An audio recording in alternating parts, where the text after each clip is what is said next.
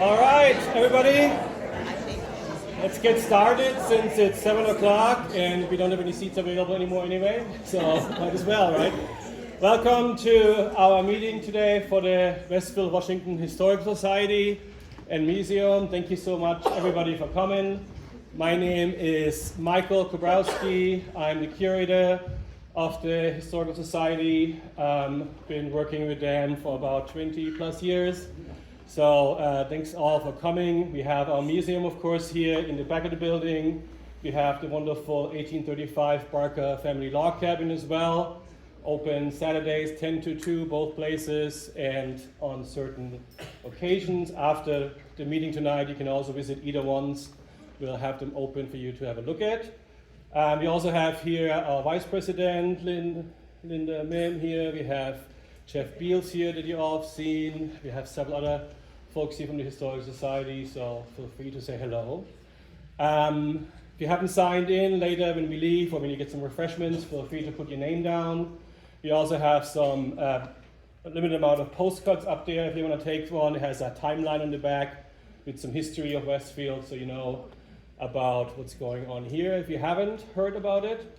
Also membership forms if you're interested in joining and volunteering. We always love to have volunteers, of course, for all the events we're planning to do.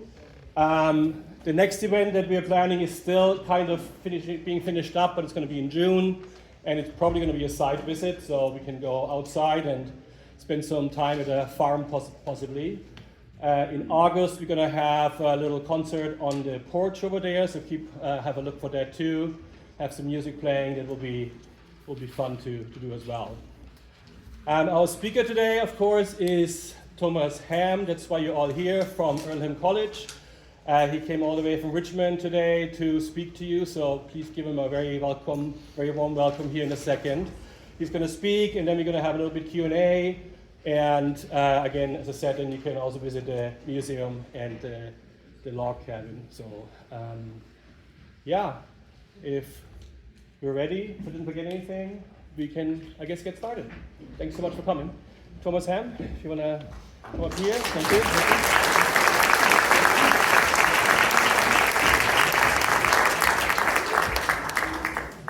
Testing, 1, 2, 3. The technology is working, which is marvelous. I am convinced that I somehow cast an aura that disrupts technology. So if things go badly, you'll know who to blame. Well, my assigned subject for this evening is to talk about Quakers, the anti-slavery movement, and the Underground Railroad here in Hamilton County. And being an historian, I have to start my story long before Hamilton County even existed. Being an historian, I always think in terms of root causes and one thing leading to another, and trying to go back to ultimate sources and authorities. Probably the best example I ever saw that, and I won't be quite this extreme. A number of years ago, a friend of mine was writing a history of his church. He asked me if I would take a look at it and see if I had any suggestions for him. And the very first sentence of his church history was quite striking. The missionary church of Berne, Indiana was founded by the Lord Jesus Christ in the year 30 AD. Which is probably as good a case as you can make for going back to ultimate authority.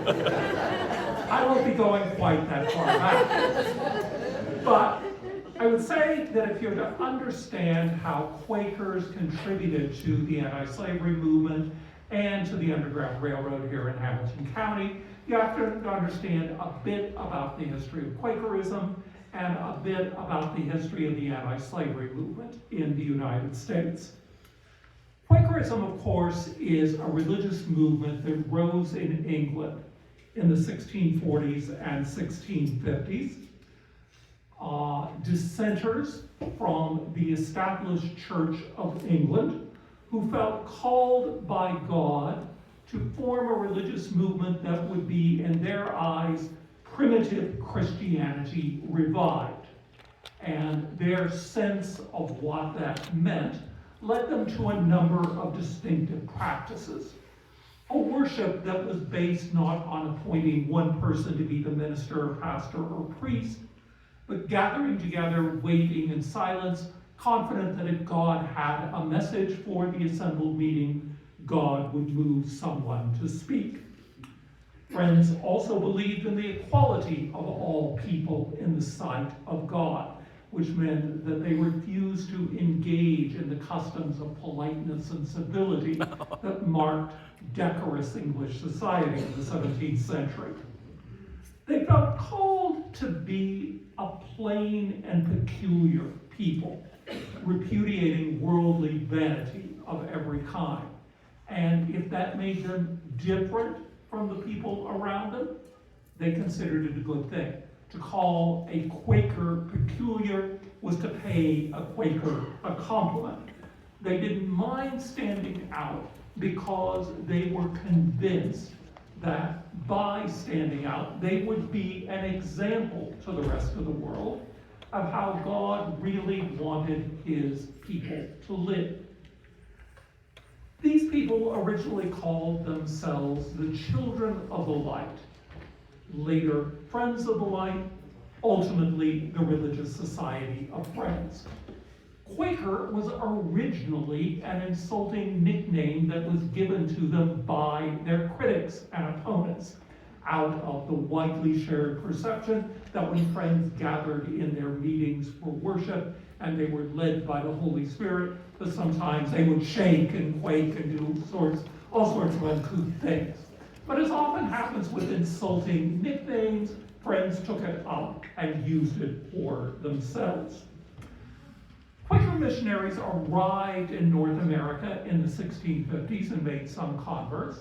There was a mass migration of friends out of the British Isles beginning in the 1670s and 1680s, mainly into the Delaware Valley. From there, many friends moved south into Virginia and the Carolinas. Ultimately, it would be North Carolina that more than any other part of the Quaker world would shape Indiana Quakerism, and I'll have more to say about that in a moment. What's important to keep in mind, however, are two things. First of all, traditionally, Quakers had to live in community.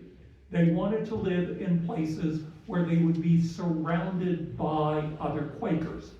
That would help protect their children from the wiles and temptations of the larger world, which might lead them away from the peculiarities of friends. It also explains why, when friends begin to think about migrating west of the Appalachian Mountains after the American Revolution, they don't move due west into Kentucky or south into Georgia or Alabama, as many of their non-Quaker neighbors were doing. Instead, they come north and west over the Ohio River. And the reason for that, I will explain in a moment. Now, in understanding the history of the anti-slavery movement, the larger movement against slavery in American society, it's important to keep several things in mind. First of all, a lot of my students, when we talk about the rise of opposition to slavery in the Western world in the 1700s and 1800s, they begin with the assumption, well, everybody would recognize that slavery is a bad thing. And I hope we are all united on that basic truth today. But what's important to keep in mind is that in the 18th century, really before 1750, there were very few people who questioned the righteousness and morality of the institution of human slavery. Most people would have pointed out that slavery had existed in virtually every civilization that had existed in the world up to that time, whether you're talking about Europe or Asia or even the ancient Americas. Even in parts of Africa, you found some forms of human slavery. One of the great turning points in the history of Western civilization is when, in the 18th century, people begin to recognize the basic immorality of the institution of human slavery. Now, enslavement here in what would become the United States is traditionally dated from 1619. There's some historians who think there may have been a few enslaved Africans here even before that. By the early 18th century, you would have found enslaved African people in all of the British colonies in North America and in the Caribbean as well. Here in North America, however, about 90% of all slaves would have been found south of Pennsylvania, Maryland, the Chesapeake, the Carolinas, later Georgia. And Quakers were enslavers in the first 100 years or so of their existence, particularly Quakers in the Caribbean, but also on the North American continent. Nevertheless, very early in the history of the Quaker movement, some Quakers begin to raise questions to challenge the morality of enslaving human beings. George Fox, who's widely regarded as the founder of Quakerism, visited Barbados early in the 1670s.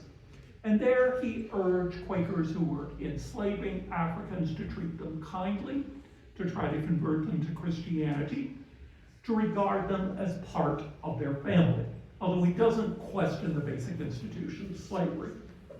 That first happens in 1688, when some Quakers at Germantown outside Philadelphia raised the question of whether following the Golden Rule, doing unto others as you would have them do unto you, allows any Christian to enslave a fellow human being. And over the next 60 years or so, you find other Quakers raising questions like this, sometimes very aggressively, almost spectacularly, like a Philadelphia area friend named Benjamin Lay, who, for example, to make Quaker enslavers realize what the families of enslaved people experienced, he kidnapped the children of slaveholders. Didn't harm them, sent them back to their parents after a day or so, but just so the parents would have a sense of what enslaved parents felt when they were separated from their parents.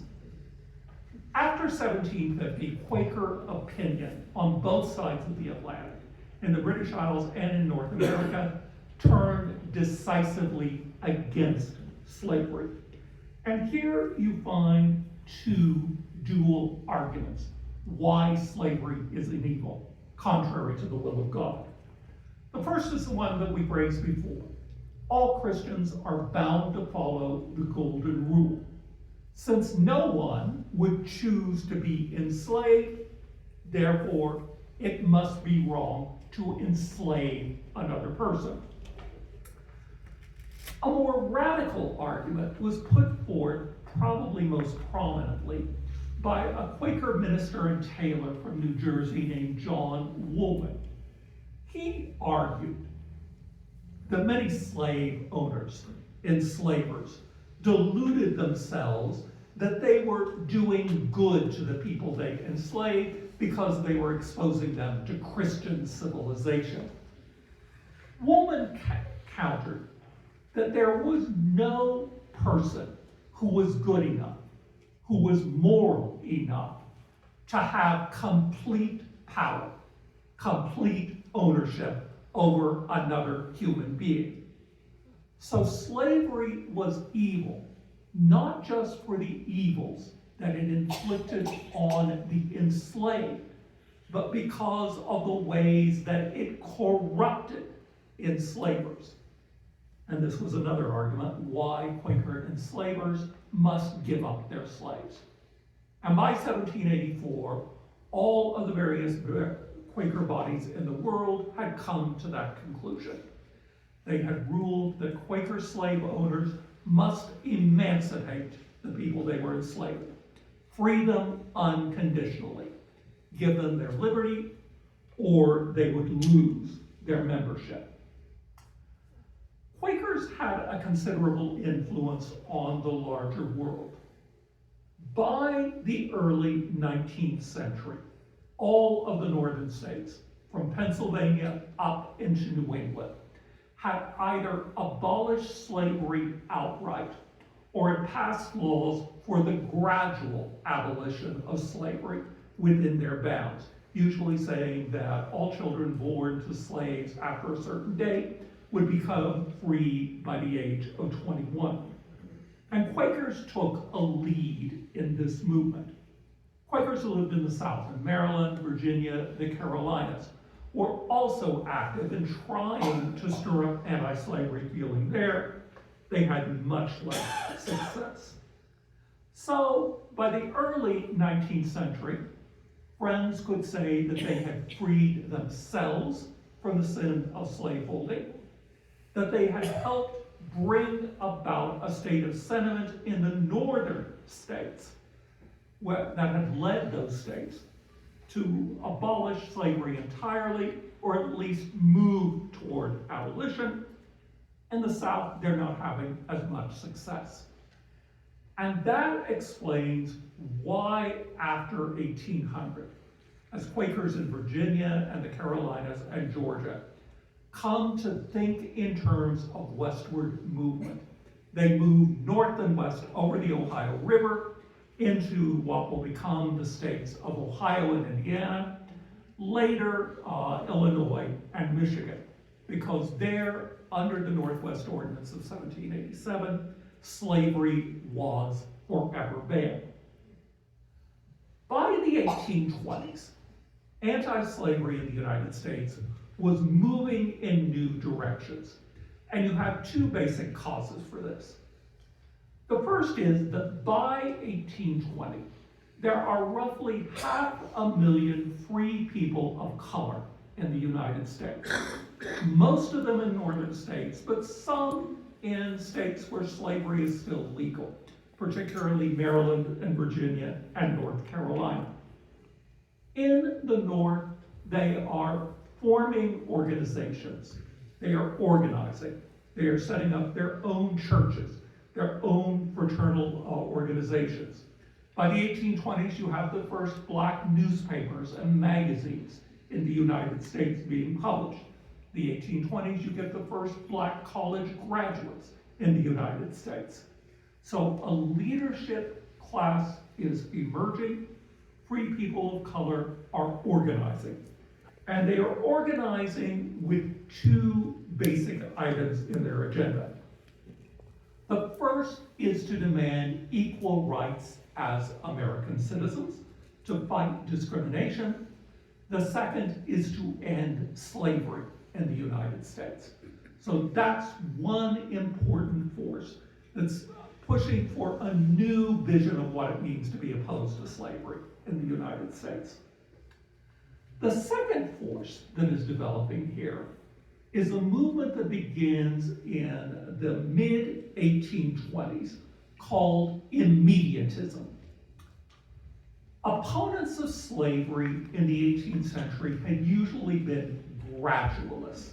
They argued we should pass laws saying that slavery will be abolished in this state or that state at some point in the future, so slavery will end gradually.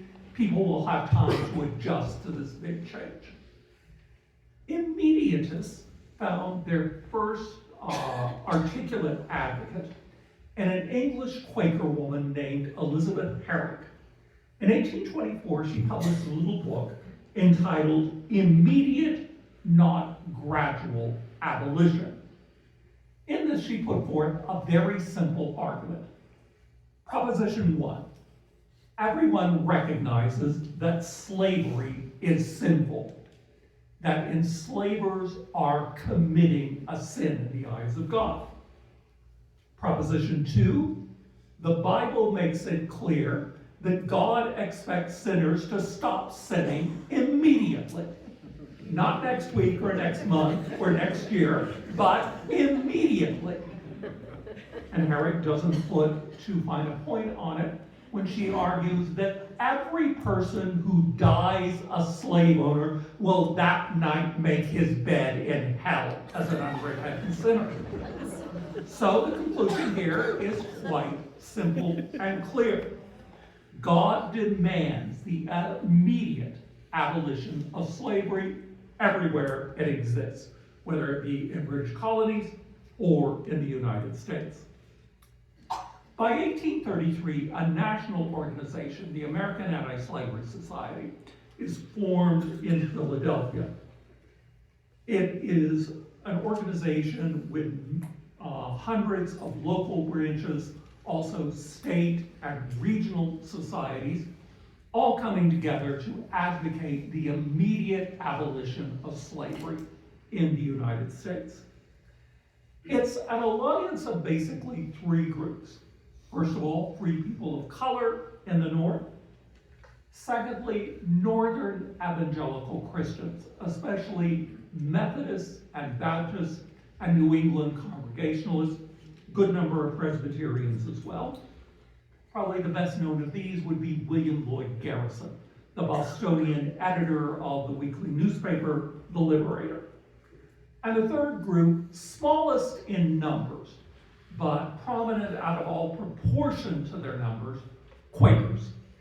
Quakers at this time were probably less than 1% of the American population, yet when the American Anti-Slavery Society is formed in Philadelphia in December 1833, about a third of the organizing members are Quakers. The best known of them, the Philadelphia Quaker minister, Lucretia Mott. Now, organized anti-slavery does not begin to develop in the state of Indiana until the mid-1830s. One observer characterized Indiana as being, quote, a hard place for anti-slavery. Quakers, of course, had settled here, but they hadn't engaged in much organized anti-slavery activity before the 1830s. In 1838, however, a convention is held at Milton in Wayne County, Indiana, close to where I live, to form the Indiana State Anti-Slavery Society. Nobody from Hamilton County was there as far as records show. In 1839, the national organization, the American Anti-Slavery Society, sent an agent or organizer to Indiana. He was a Quaker originally from Rhode Island named Arnold Buffum. He had failed in business, but he had skills as a public speaker and as a writer. And so the American Anti-Slavery Society sent him out here at a very low salary to try to organize the state of Indiana for the cause of immediate abolition. Arriving in Indiana, Arnold Buffum set up his headquarters in the town of Newport in Wayne County, what's now called Fountain City, and established a printing office for his newspaper, The Protectionist, over the store of a local anti-slavery advocate you may have heard of, Levi Coffin.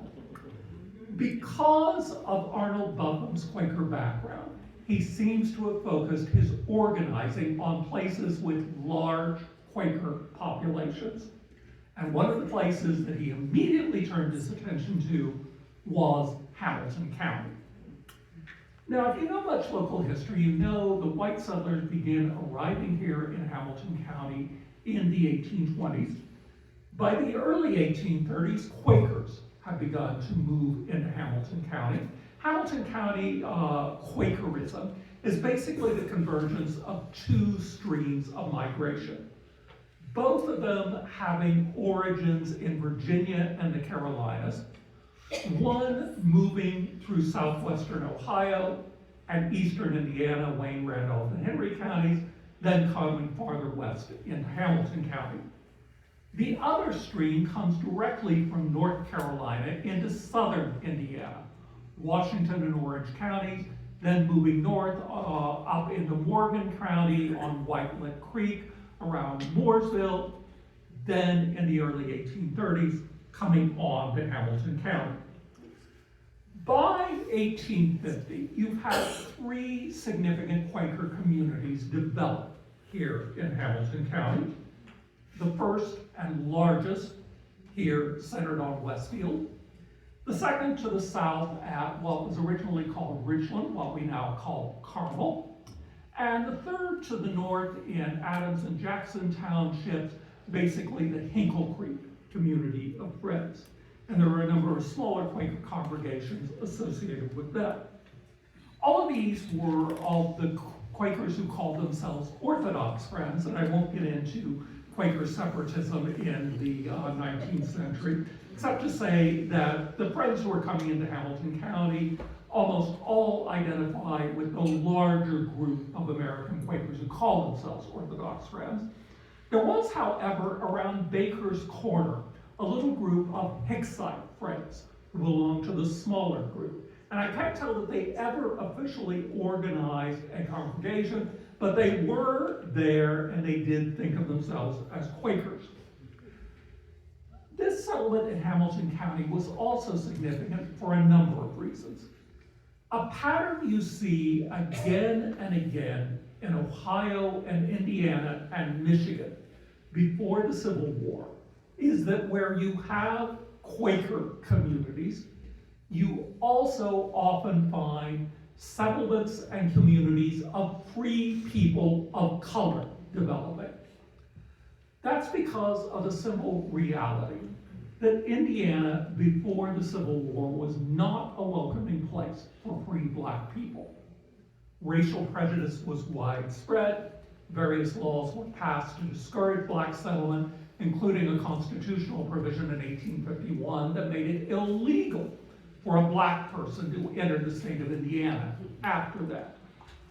Quakers were not entirely free of racial prejudice, but generally they were light years ahead of their white neighbors in being friendly and welcoming toward people of color, trying to make sure that they were at least treated decently by their neighbors. And so that explains why you have free black communities like the Roberts settlement developing in Hamilton County. It isn't coincidence that the Roberts settlement develops in a place that is in proximity to Quakers. Now, I don't claim to be the ultimate expert on the history of the anti-slavery movement here in Hamilton County, but what I do know suggests that the key person here, from the mid-1830s until his death in 1845, was Asa Bales of here in Westfield. Acknowledgement, Asa is a cousin of mine. His grandfather, Boater Bales, was a brother to my wife's ancestor, John Bales, who stayed in North Carolina. And Asa also had another great uncle named Thomas, became a very well-known Quaker minister, first Quaker minister to cross the Ohio River, and many of his descendants settled up on Hancock's Creek and became Bealeses. Asa also had a second cousin. His grandfather, Boater Bales, had a sister, Prudence, who married a man named Richard Williams, and one of their grandsons was Levi Coffin. So lots of anti-slavery connections here. Asa himself was born in the Westfield community of Friends in Surrey County in the mountains of northwestern North Carolina in 1795. So you see where that name comes from. The son of Jacob and Mary Horton Bales. Asa was not an entirely faithful friend.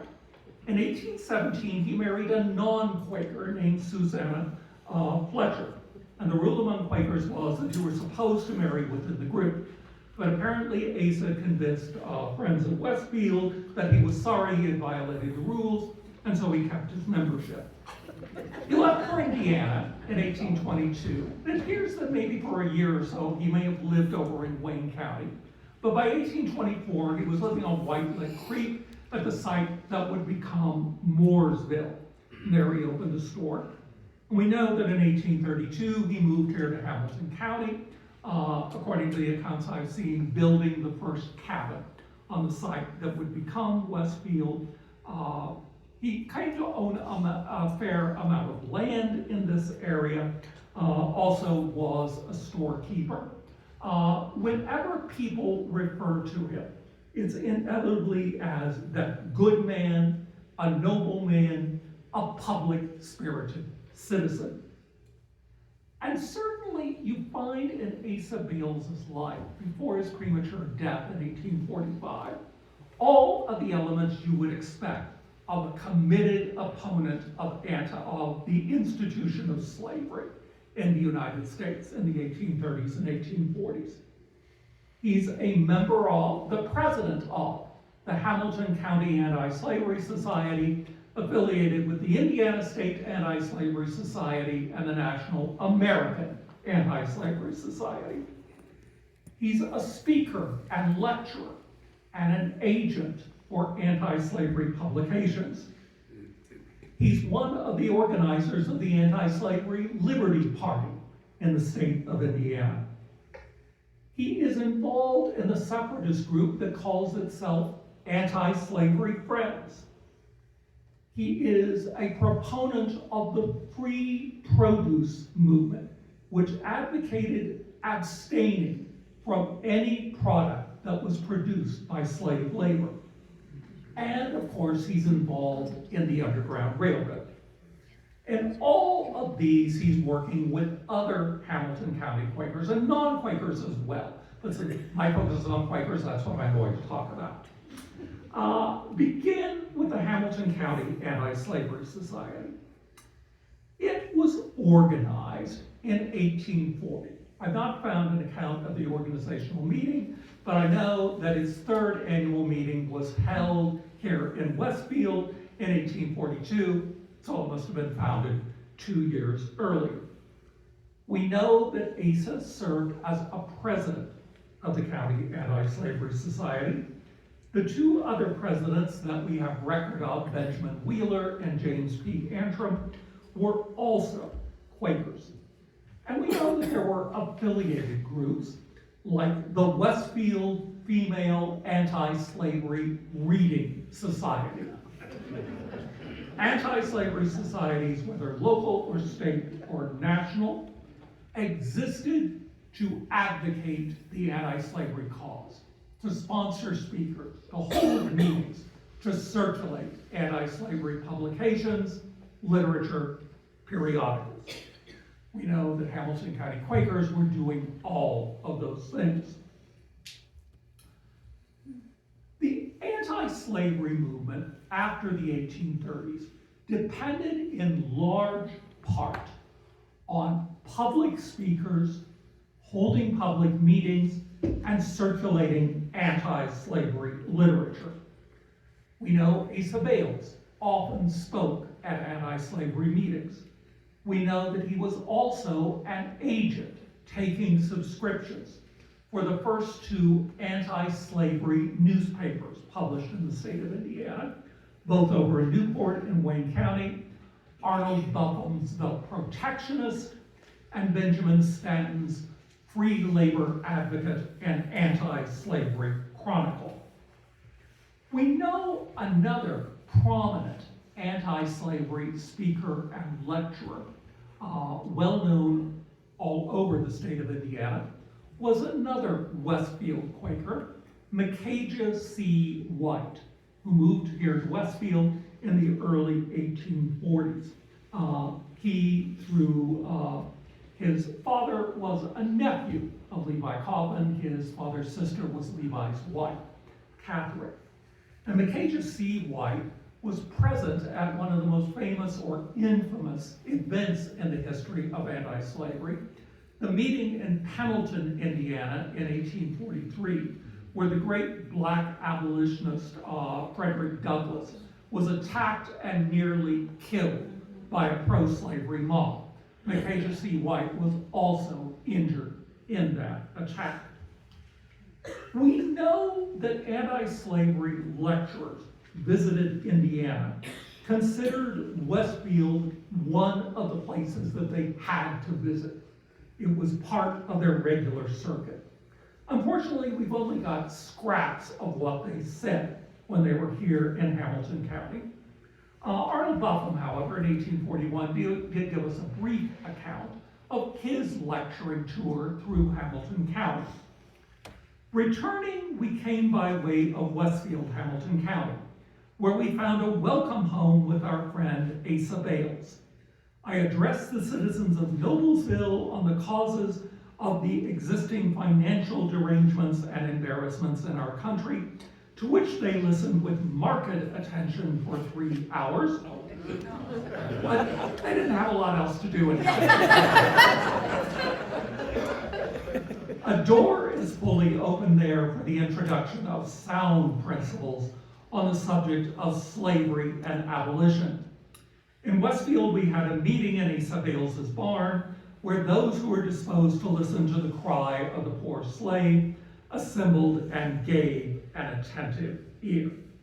So certainly, Hamilton County was one of the stronger points for the organized anti-slavery cause in Indiana before the Civil War, and Quakers were probably the dominant element in that. Another anti-slavery enterprise in which Asa Bales and Hamilton County Quakers were prominent, beginning in 1840, was the Liberty Party. This was a political party that was formed primarily to advocate the immediate abolition of slavery in the United States. In Hamilton County, the records we have of the Liberty Party show that it was dominated by Quakers. For example, in the 1844 county elections, there were 7 county offices that were up for election. Of the 7 Liberty Party candidates, 4 were Friends. Asa Bales was running for probate judge, Jesse Baker for county treasurer, Elias Harvey for sheriff, and Elihu Pickett for county assessor. In the 1844 presidential election, the Liberty Party got about 8% of all Hamilton County's votes. Not a big showing, but that still meant that Hamilton County ranked 5th among all Indiana counties in terms of the number of votes cast for the Liberty Party's presidential candidate. In 1845, Asa Bales himself ran for Congress as the Liberty Party candidate in this district, and he got about 1/8 of Hamilton County's votes, less than 1% of the total vote in his congressional district.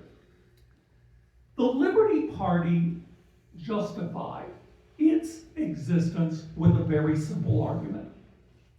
The 2 major political parties in the United States in the 1840s, the Whigs and the Democrats, were both sorely contaminated by compromises, by actively working with the pro-slavery power in the United States. Both parties nominated enslavers for the presidency. Both parties refused to embrace the cause of abolition. Since to compromise with the sin of slavery is in itself sinful, the Liberty Party argues that consistent Christians cannot affiliate with any political party that is not opposed to slavery. Therefore, the Liberty Party is the only alternative for the conscientious Christian and abolitionist. Abolitionists, when they looked at the American churches in the 1830s and 1840s, found many things to regret there. Abolitionists in the North decried the fact that the great Protestant denominations, the Presbyterians, the Methodists, the Baptists, all existed in both the North and the South. And none of these churches, despite the manifest sinfulness of human slavery, had made it against church rules to be an enslaver. The Methodists probably came closest. They said that Methodist bishops could not own slaves, but no rules about lower clergy or members. Quakers, of course, were in a different category because Quakers had long before come to the conclusion that slavery was evil and contrary to the will of God. No Quaker could be an enslaver. To purchase a slave, even to hire or rent one, would mean loss of membership. But there was considerable dissension among American Quakers in the 1830s and 1840s about how involved they should be in the national anti-slavery movement. For some Quakers, like Levi Coffin over in Hamilton County, or Asa Bales here, or Levi Coffin over in Wayne County, or Asa Bales here in Hamilton County, it's very clear. When we work with non-Quaker abolitionists in the Indiana Anti-Slavery Society or the American Anti-Slavery Society, we are simply standing up for Quaker principles. Opposition to slavery, as friends have always expressed it, means being part of a new movement for the immediate abolition of slavery in the United States. But there are many other Quakers, including the Quaker leaders in places like Philadelphia, large parts of New England, and here in Indiana, who urge Quakers to be cautious about joining groups that include non-Quaker members. Their argument is that when Quakers join organizations that include non-Quakers, Quakers risk losing their distinctiveness, their peculiarity. They may start acting like those Methodists or Baptists or Presbyterians, might even fall in love with and marry one of them, and that, of course, is to be deplored. So, by 1842, the leaders of anti-Quakerism have made rules. Quaker meeting houses are not to be used for anti-slavery meetings. Quaker members are cautioned against joining anti-slavery societies, and no one who is active in an organized anti-slavery society can hold various positions of Quaker leadership. As I said, the leaders of Indiana Quakerism see this reluctance to be involved in the broader anti-slavery movement as not a compromise with slavery, but instead preserving Quaker distinctiveness. Abolitionist Quakers, like Levi Coffin and Asa Bales, however, believe that this decision can only be explained by corruption. The leaders of Quakerism in Indiana and other parts of the country are actively involved in politics. They want to keep their political influence. Many are businessmen involved in trade with the South, with slaveholders. Their finances might be hurt by being identified with radical abolition. They are putting secular interests at head of their faith. And so by early 1843, the radical abolitionist Quakers of Indiana have split off from the main group to form what they call Indiana Yearly Meeting of Anti-Slavery Friends. And they included a number of Quakers here in Hamilton County who formed the Westfield Monthly Meeting of Anti-Slavery Friends. Now, Quakers held separate men's and women's business meetings, which means for Quaker congregations at this time, we'll have a set of men's meeting minutes and a set of women's meeting minutes. The men's meeting minutes for Westfield Anti-Slavery Friends have apparently been lost. But we do have the women's minutes from 1843 to 1849. They show the organization of several different congregations at Westfield, on Hinkle's Creek, also in Boone, Morgan, Clinton, and Howard counties. And the separate organization lasted for about 7 years. We have, as I said, those records, and they show that there were 42 different female friends whose names appear at one time or another in the records of Westfield Anti-Slavery Friends. The most prominent were Jemima Bales, who was Asa's sister-in-law, Mary Pickett, Ruth and Hannah Roberts, Betsy Cook, Hannah Pike, Huldah Jones, and Levisa White. Levisa was a sister-in-law of Levi Coffin. We're fortunate to have those records, and they show that anti-slavery friends here in Hamilton County advocated all of the causes you would expect of Quaker abolitionists. One of those causes they embraced was what was called the free produce movement. Free produce advocates had a very simple argument. Slavery is an economic institution. Masters enslave slaves because they make money from it. If they stop making money, they will stop enslaving. So if moral people would simply stop buying goods, cotton, sugar, and tobacco produced by slave labor, that would undermine the institution of slavery. But it is also a moral choice. How can you wear clothing that you know is the result of slave labor? How can you sweeten your tea with sugar, which has been produced by labor driven by the slave driver's lash? How can you take pleasure in smoking tobacco that probably has the lifeblood of a slave mingled in it? So in order to forward the cause of free produce, you find merchants in Indiana, almost all Quakers, who set up stores that sell goods that they can guarantee were produced only by free labor. Levi Coffin over in Newport was such a merchant. And I can't find definite evidence, but I know that Asa Bales was a storekeeper here in Westfield. I think it almost certain that he would have carried at least some free labor goods in his stock.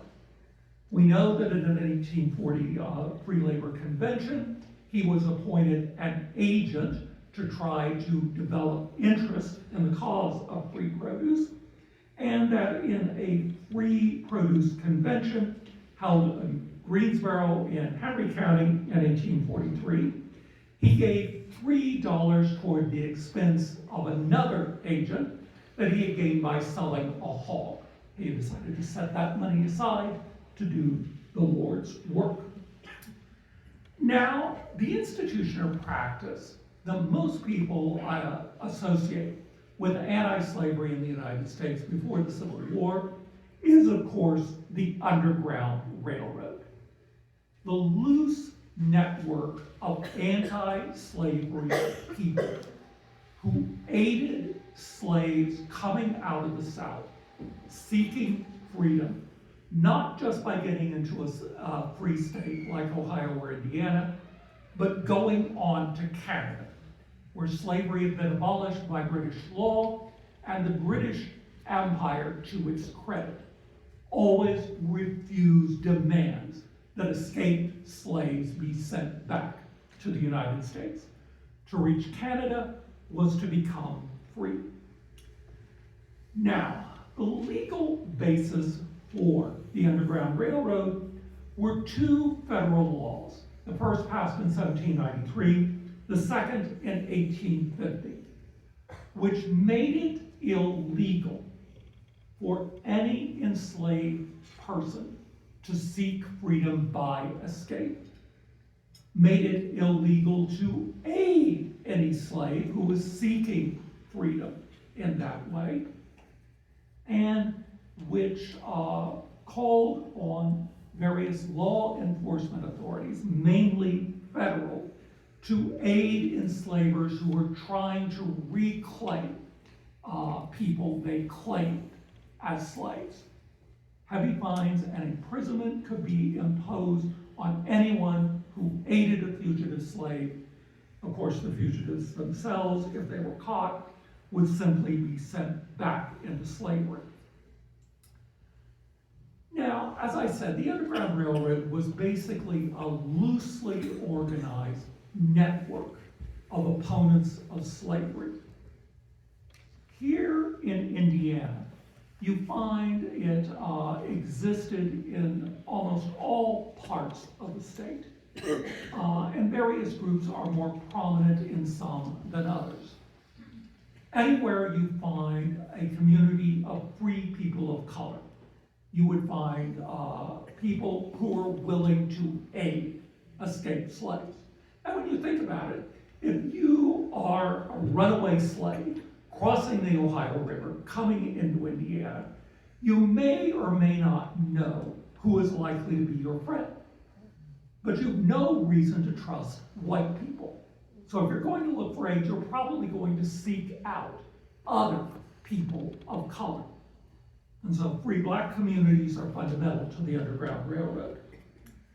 Quaker communities are also important, however, not just because Quakers have long been opposed to slavery, but also because Quakers are easily identifiable. They wear a distinctive type of clothing.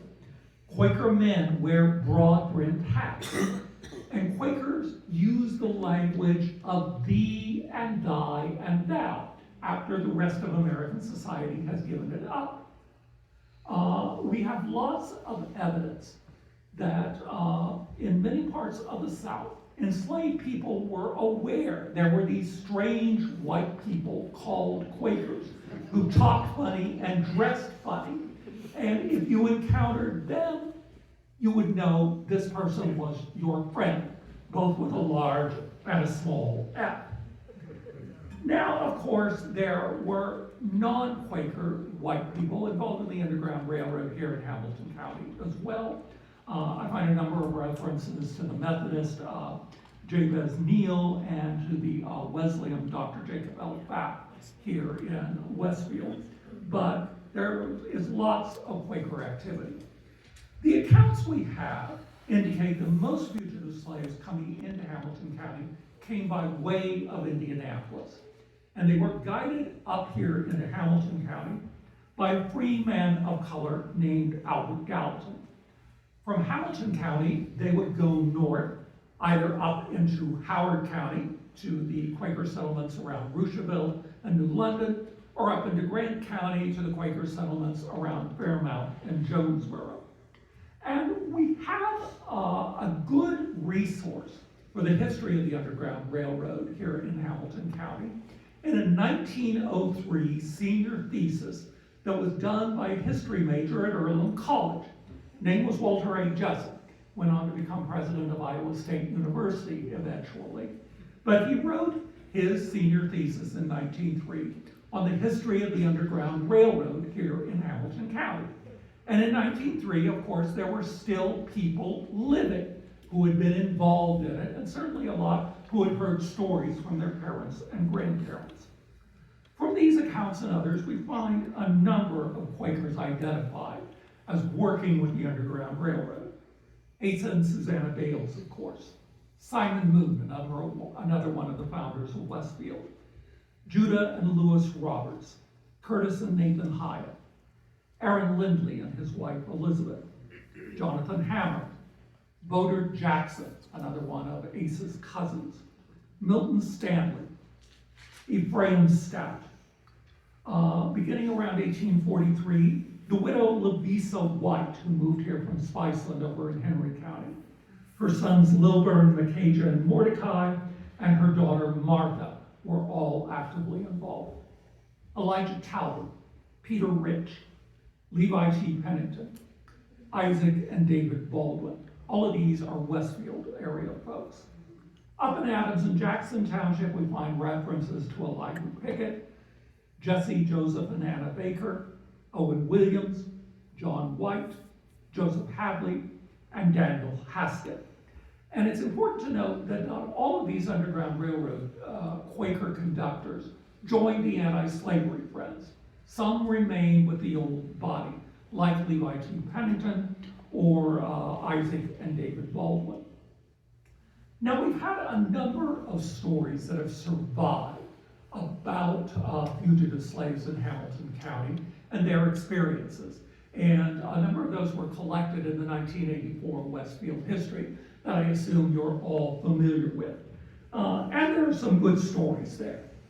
Nathan Hunt, forsaking Quaker principles, at least temporarily, to take a stick to a slave catcher who was after a small black child. The widow Louisa White kept an inn here in Westfield. Once she was sheltering an enslaved woman upstairs in her house when a group of slave catchers arrived to put up at the inn. She thought quickly. She put the woman into Quaker dress and simply took her away without the slave owners guessing what was going on. Of course, the best known of all the fugitive slave cases here in Hamilton County is the case of John and Luana Rhodes, which I assume a lot of you are familiar with. We know from court documents and accounts from the anti-slavery press in the 1840s that John and Luana Rhodes originally were known as Samuel and Matilda. They were enslaved in Kentucky, were taken by their enslaver, a man named Tipton, to the free state of Illinois. They lived there with him for about a year. Then they were taken by him to Missouri and sold to a man named Singleton Vaughn. While in Missouri, Sam and Matilda learned that Matilda was going to be sold south by Singleton Vaughn, so they decided to escape. They made their way out of Missouri, across Illinois, and eventually reached Hamilton County here with the aid of the Underground Railroad. They found other free people of color here. They found Quakers friendly. An anti-slavery friend named Owen Williams offered to sell them a part of his farm. And so they changed their names to John and Luana Rhodes. And by 1844, they have 3 children. In April 1844, however, Singleton Vaughn arrived here from Missouri. He had somehow learned that they were here in Hamilton County. He arrived at the Rhodes house with 2 constables and tried to reclaim them as his legal property. The Rhodeses had anticipated that something like this had happened. They built a house without any windows. They had a stout door, which they barred. And John announced that anybody who tried to get through that door would meet him with an axe. When the slave catchers tried to come down the chimney, they burned everything they had in the house to keep a big fire going to keep them out. By the next morning, this ruckus had attracted a lot of attention, and a crowd of maybe 100 to 150 people had assembled, many of them Quakers. Agreement was made that the slave catchers, along with Mr. Vaughn, would take their case to court. The question became whether it would be a justice of the peace in Westfield or a justice of the peace in Noblesville. Singleton Vaughn didn't know much about Noblesville, but he'd heard about Westfield, and he knew he wasn't going to find a sympathetic justice of the peace or jury there. So he insisted on going off toward Noblesville. The Quakers and free people of color and other anti-slavery advocates, however, decided on a different course. When it came time for the wagon carrying the Rhodes family to take a fork in the road, they saw that it headed off toward Westfield. And when the wagon arrived in Westfield, followed by the unhappy Mr. Vaughn, he discovered that somewhere along the way, the Rhodes family had disappeared. In fact, they had escaped into a swamp. There, they were aided by Quakers here to reach another Quaker community over in Henry County, where they remained safely for the next few months. Meanwhile, Quakers here in Hamilton County, led by Isaac Williams and Asa Bales, filed charges in Noblesville that Vaughn and the slave catchers were guilty of public rioting. Justice of the Peace decided that they had a legal right to try to reclaim their slaves, but of course by this time the Rhodes family has disappeared. So Vaughn does what to his mind is the next best thing.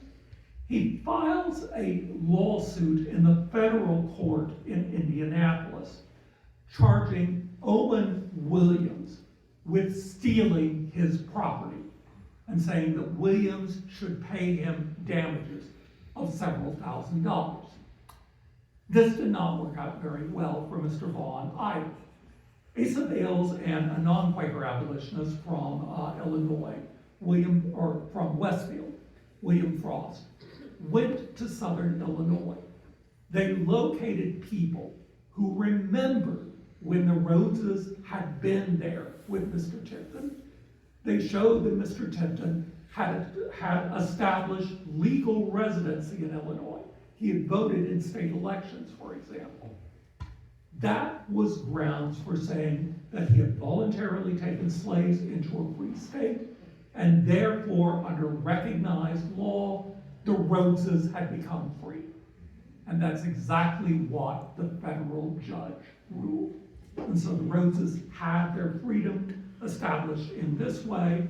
Mr. Vaughan went back to Missouri complaining that Hamilton County was full of Quakers and runaway slaves, and he couldn't decide which was more vexatious. Asa Bales died in September 1845. Shortly before his death, he made his will. He never had any children that we know of. In his will, he stipulated that his wife Susanna would fall heir to most of his property, but that some of the land he owned would be set aside to establish a school that, quote, would be open to all children of any sectarian principle, and that moreover, tuition for poor children would be paid by an endowment that he was providing. He also hoped that the equivalent of a high school would be established in Westfield in what he called the manual labor system, basically a kind of work study where students couldn't afford to pay their own tuition, would have it paid by working at the school. His executors were two anti-slavery friends, Isaac Williams and James P. Antrim. On the day that he died, a local anti-slavery friend, Martha White, wrote in her diary, "Oh, what a treasure has the community lost in the death of this good man." After about 1848, organized anti-slavery in the form of groups like the Hamilton County Anti-Slavery Society tended to fade away. By the mid-1850s, Quakers in Indiana are reuniting, the anti-slavery friends are rejoining the larger group of Indiana Quakers, because the larger group of Indiana Quakers had become much more receptive to an anti-slavery message. Basically, the anti-slavery friends could argue they were going back because they had won the argument. The focus for anti-slavery, especially after 1848, became politics. First with the new Free Soil Party formed in 1848, then in the mid-1850s with the Republican Party. And that, of course, is a heritage that's carried on to the present day. The Underground Railroad, however, continued in operation right down to the time of the Civil War.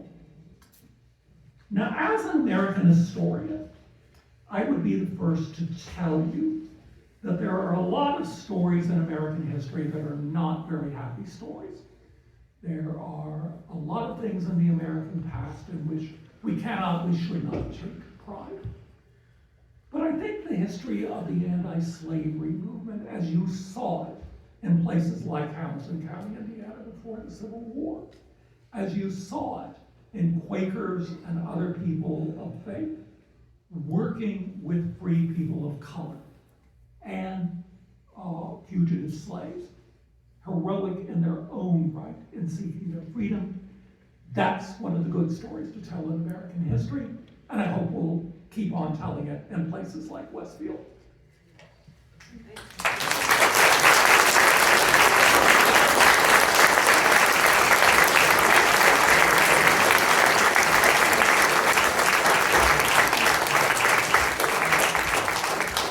Thank you so much, Mr. Hamm, Thomas. Really appreciate you talking to us today. Thank you for the other additional people that came in after we started. We appreciate you all coming. We have time for a little bit of Q&A. If you want to ask some questions, and then, as I said earlier, we'll open the museum and the log cabin. If you haven't been, you can have a look at that too. But anybody have any questions for Mr. Hamm? I have one. What kind of repercussions would somebody like Isabel's, faced, in like the Underground Railroad movement? What? This is a form of protest. What kind of consequences could we have faced?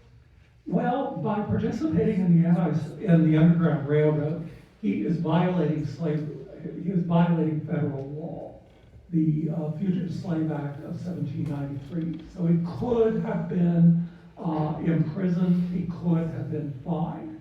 No evidence that anybody tried to bring such charges against him.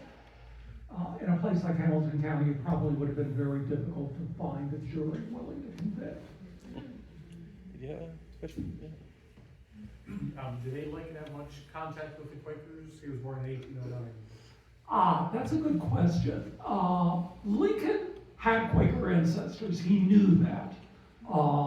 And certainly, over the course of his career, he had some contact with Quakers. There weren't very many in Illinois, but one of his campaign managers, Jesse Fell from Bloomington, Illinois, was a Quaker originally from Pennsylvania. In the White House, and this is something I find mind-boggling, there were quite a few occasions where individual Quakers felt led by the Spirit to pay a visit to Abraham Lincoln, to encourage him to oppose slavery, or just to let him know that they were praying for him. And they got in to see him. They held silent meetings with him. And we know that after Lincoln's assassination, when they were going through the contents of his wallet, one of the things in his wallet was a short letter from a Quaker minister from the Philadelphia area named Eliza P. Gurney, who had visited him. And he had written her how much he appreciated her seeing him.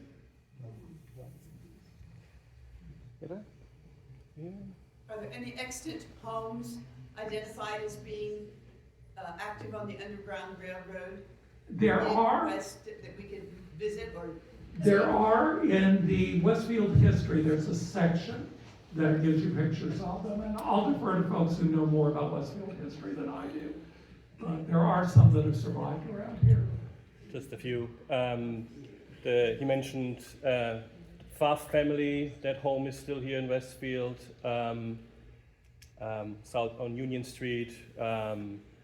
A home that some people say was Isabel's, but we still have to kind of do some more research on that. And of course, the Lindley home. Is there a map of it? Or? There's a map, and we're actually working on a digital version of the map and putting some spots on there too. So it'll come up soon. Interesting. All right. Yes, thank you very much. It was great. What were the Quakers' views on the American Colonization Society? The American Colonization Society was formed in 1860, and it argued the way to end slavery in the United States was by emancipating enslaved peoples and then sending them overseas. Originally, they envisioned that in West Africa. Later, they turned their attention to Haiti or places in Central America. You found some Quakers who were involved in the colonization movement, but most Quakers argued that it was immoral because it linked the end of slavery basically with a kind of ethnic cleansing, ridding the United States of black people, and they thought that was wrong. On the other hand, there were some Quakers who argued that racial prejudice was so deep and virulent in the United States that you could never hope for anything like justice in the United States. And so colonization was the best choice in those circumstances. Yeah. I was just going to say that the Lindley house that we see now is after the time of the Underground Railroad. There was an older, like cabin type home, and the barn areas where the The barn might be old enough, right? hid the slaves. The barn might be old enough, right? Yes, Yeah. and the older home is gone Yeah. now, yeah. We have some pictures. But that's the area where it was, right where it was the homestead. Do you have a question? Yes, Dr. Hamm, the freedom seekers who passed through this area, many of them hopefully made it up into Ontario.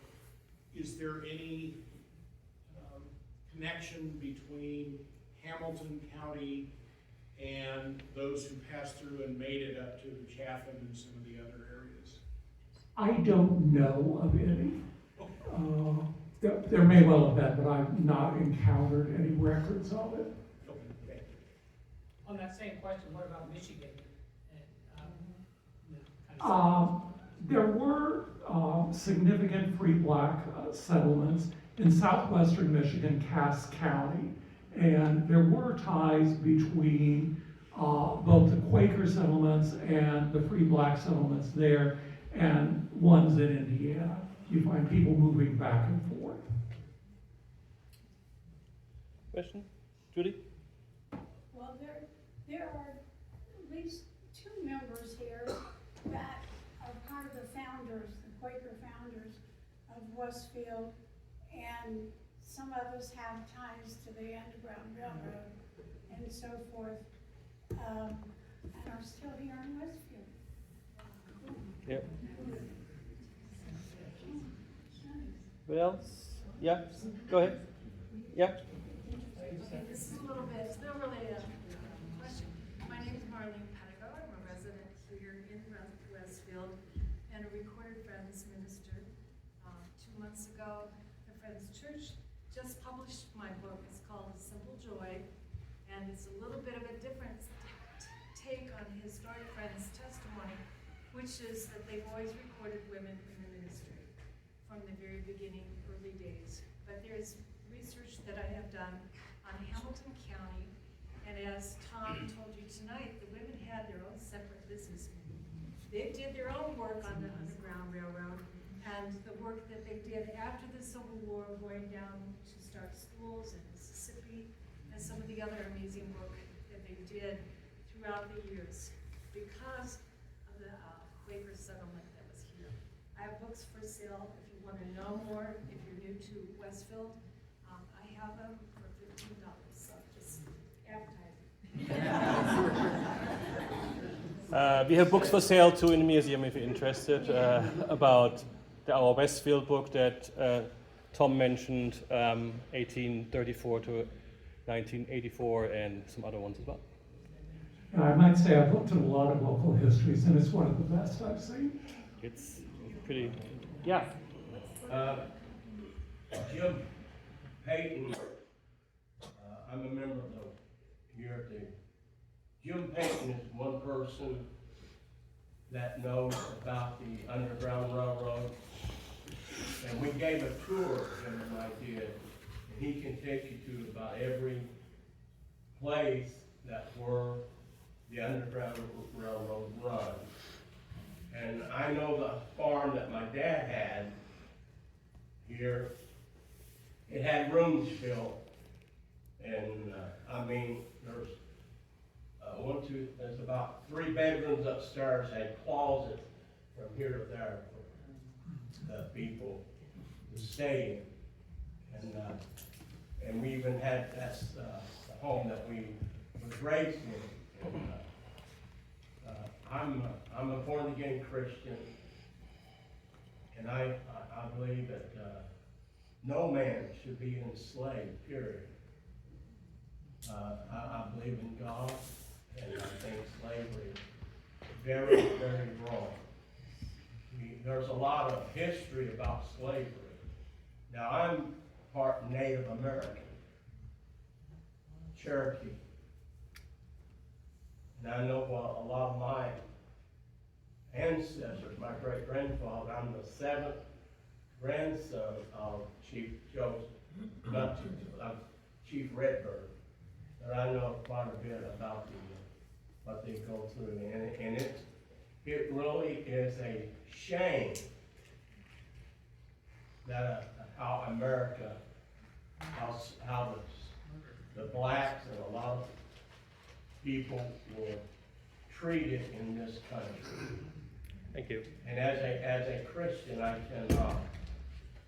cannot, slavery is one thing I am very, very against, because it's a shame. And, you know, I've been a Baptist here, I'm married. Oh, the little girl went to church days. So I'm very proud of being a Christian. I'm very proud of being with the Westfield Society. Thank you. One more question? Yeah. So we were talking about like underground railroads and the underground railroad back then, about slavery. But what about modern day slavery? What do you think we can do to end slavery across the world, per se? Oh, goodness. Yeah, I mean, slavery still exists in many parts of the world, or working conditions that approach enslavement. And if I knew what to do, I would be doing it. It seems to me that many of the strategies that abolitionists were following 200 years ago are still appropriate today. Agitation, publicity, using the law whenever it can be used against enslavement, trying to identify the goods that make money for the enslavers and avoiding them. And there is still a Quaker organization based in England that focuses on modern day slavery. All right. Thank you very much. We have to respect Mr. Hamm and his wife. Thank you for coming. They have to go back to Richmond, so that's quite a drive, especially when it gets dark. So we want to say thank you again for coming. Appreciate it.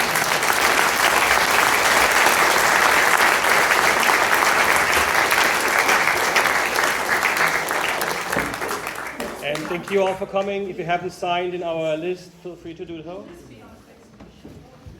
Yeah, we have it recorded. It's on Facebook, and we'll put it on our website too. Yep. I didn't want to walk home. Yes, thank you. Well, I hope that was what you had in mind. Perfect. I learned some things that I haven't known or forgot. So, yes, perfect. Thank you. Let me say hello.